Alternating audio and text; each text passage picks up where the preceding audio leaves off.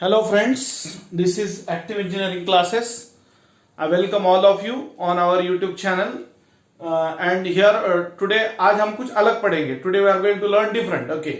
अलग ये है कि आज ऑब्जेक्टिव क्वेश्चन पढ़ेंगे. डेली वही मेथड सब्स्टिट्यूशन थोड़ा आज चेंज हो जाए कुछ. ओके, सी यू देन और यार ये थोड़ा अलग क्वेश्चन है, अच्छे से देखना. एक रूल होता है, आपको पता होना चाहिए. e to the power log of f of x, e और log कैंसिल होके बचता है f of x. सो यहां पर e to the power 5 log x, तो ये होगा 5 पावर का सामने का पावर में जाएगा. रूल लगा है यहां पे n log m. n log m क्या होता है? log m to the power n होता है. सो e और log कैंसिल हुआ अकॉर्डिंग टू दिस फॉर्मूला, बचा क्या? सिर्फ x to the power 5. So ये integral I is equal to पहला होगा, फिर e to the power 5 log x का x टू द पावर 5. ये आगे कंटिन्यू कर रहे हैं, minus e to the power 4 log x का होगा x to the power 4 whole upon ये होगा x क्यूब माइनस ये होगा x square. e to the power 2 log x का होगा x स्क्वायर आएगा. सेम टाइप में ये अच्छे से समझना. और वो रूल n log m क्या होता है? log m to the power n. बहुत सिंपल है.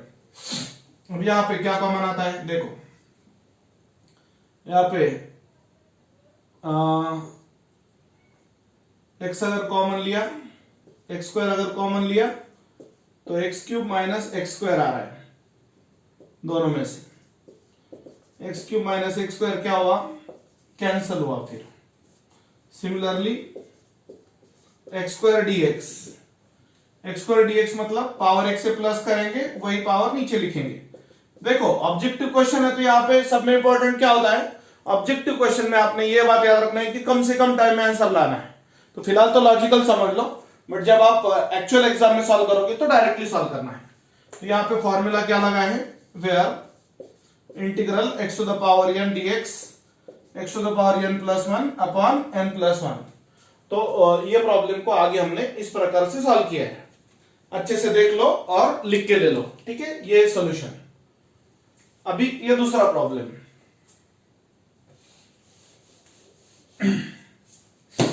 देख लो, ये अच्छे से क्या प्रॉब्लम है इसका. अब ये सेकंड प्रॉब्लम जो है वहां पर i is equal to integral sine 3x की जगह उसका फॉर्मूला यूज करेंगे. 3 sin x minus 4 sin cube x whole upon sin x dx. Okay, so I is equal to integral 3.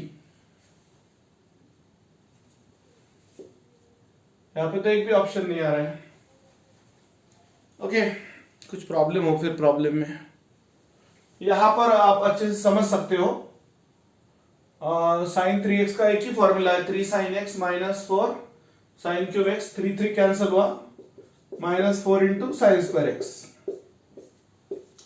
देखते हैं, मुझे लगा कुछ प्रॉब्लम है. 3 माइनस 4 साइन स्क्वायर को लिखेंगे 1 minus cos square x. Sign square x को लिखेंगे 1 माइनस कॉस स्क्वायर x. ये हुआ 3 minus 4 plus 4 cos square x somewhere dx. अच्छे से देखो क्या किया. साइन 3x का फॉर्मूला यूज किया पहले, 3 sin x minus 4 sin cube x. फिर ये साइन और साइन का एक पावर काटा, 2 पावर बचे यहाँ पे. फिर साइन स्क्वायर का फॉर्मूला लगाया 1 minus cos square x. Okay, so उसके बाद में 3 माइनस 4 यानी माइनस 1 हुआ, प्लस 4 कॉस स्क्वायर का formula 1 plus cos 2x upon 2 somewhere dx. यहां पर 2 2 जा 4, so I is equal to minus 1 plus 2, तो ये 1 होगा 1 plus cos 2x dx.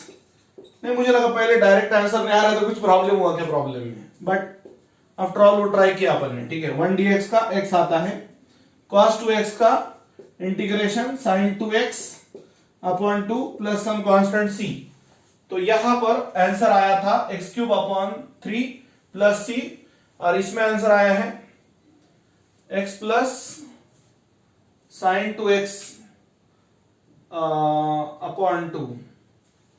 Actually 2 नहीं, ये 2 से मल्टीप्लाई करने का रहेगा अंदर, 1 + 2 cos 2x, तो ये होगा 1x + 2, 2 कैंसिल होगा, सो फाइनली आंसर आएगा इसका x + sin 2x + c। Okay, तो यहाँ पे फॉर्मूला कौन कौन सा यूज हुआ है देख लेना। पहला तो sin 3x का formula 3 sin x - 4 sin³ x कहां पे यूज हुआ है अच्छे से देख लो, यहां पर sin 3x का formula 3 sin x - 4 sin³ x। दूसरा फॉर्मूला यूज हुआ है यहाँ पे sin² x का, ये आता है 1 - cos² x, ये दूसरा। तीसरा फॉर्मूला यूज हुआ है cos² का इंडिविजुअली, 1 + cos 2x /2। और लास्ट फॉर्मूला जो यूज हुआ था 1dx का इंटीग्रेशन तो x आता है, आपको पता होना चाहिए, cos ax का इंटीग्रेशन आता है sin ax /a। तो यहाँ पे 2 अंदर मल्टीप्लाई करना रहेगा था ना अपना, वही माइनर मिस्टेक हुआ था, 2 × 2 + 2 cos 2x, सो 1dx का x 2 as it is, cos का sin 2x /2, 2 कैंसिल हुआ, सो यहाँ पे x + sin 2x, मतलब इसका भी आंसर क्या है, बी है। ओके, तो थोड़ा सा इलॉबरेट करके मैं बता रहा हूं आपको, ताकि एक एक स्टेप आपको समझ में आना चाहिए, ऐसा नहीं है कि बुक में से कुछ करवा दिया। मेथड पूरा अपना एकदम इजी है। अभी इसके बाद में जो प्रॉब्लम है, जो पढ़ाना है मैंने उतना पहले ही साइड में रखा है, ताकि बाद में बार बार बुक ना देखना पड़े। Evaluate = dot dot dot. अब हर बार ऑप्शन लिखना पॉसिबल नहीं ना अपने को, जो 4 ऑप्शन है ABCD, टाइम बहुत जाता है उसमें फिर। सो I = integral 1/x * log x dx। जाहिर सी बात है सब्स्टिट्यूशन मेथड का प्रॉब्लम है, log x * 1/x dx। Put log x = t, derivative लेंगे, log x का डेरिवेटिव आएगा 1/x, dx = dt। So therefore I = integral log x जाके t आएगा, log x जाके क्या आएगा, t आएगा, और 1/x dx जाके dt आएगा। t का इंटीग्रेशन क्या होता है, t² /2, t का इंटीग्रेशन होता है t² /2 आता है, but original value of t क्या है, log x, सो इसका आंसर आएगा log of x का whole square /2 plus some constant c।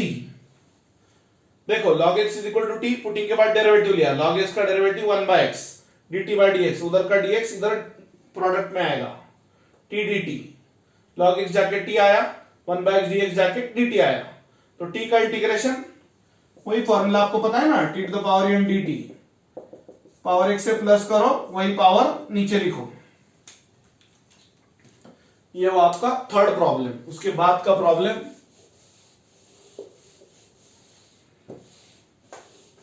बहुत सिंपल है।